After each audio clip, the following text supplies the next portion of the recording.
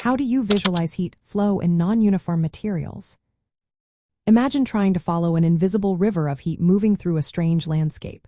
That's what visualizing heat flow in non-uniform materials is all about. When materials are not the same everywhere, heat doesn't spread evenly. Instead, it takes a winding, uneven path. To see this, scientists and engineers use several clever tools.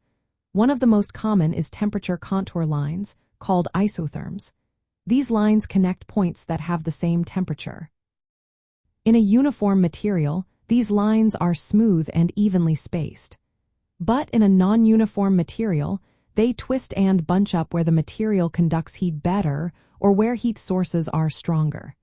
This shows us where heat is moving faster or slower.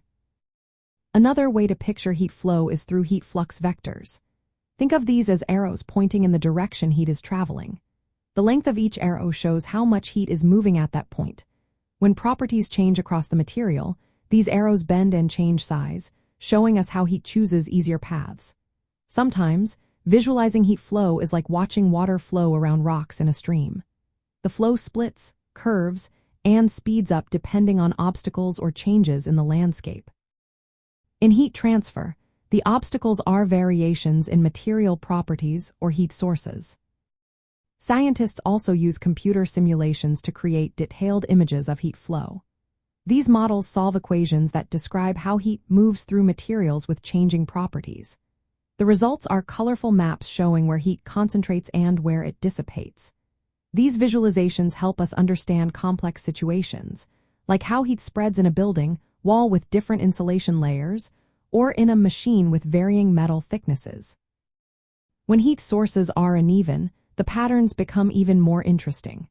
Hot spots appear where heat input is high, and cooler zones from farther away. The isotherms bunch up near heat sources and stretch out in cooler areas.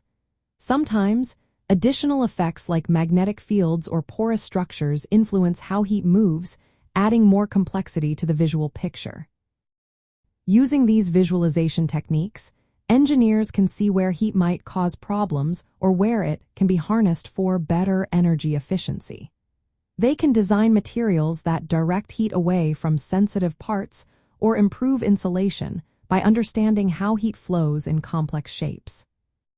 So, in essence, visualizing heat flow in non-uniform materials is about mapping the invisible journey of heat, using lines, arrows, and computer-generated images to make the unseen visible and understandable.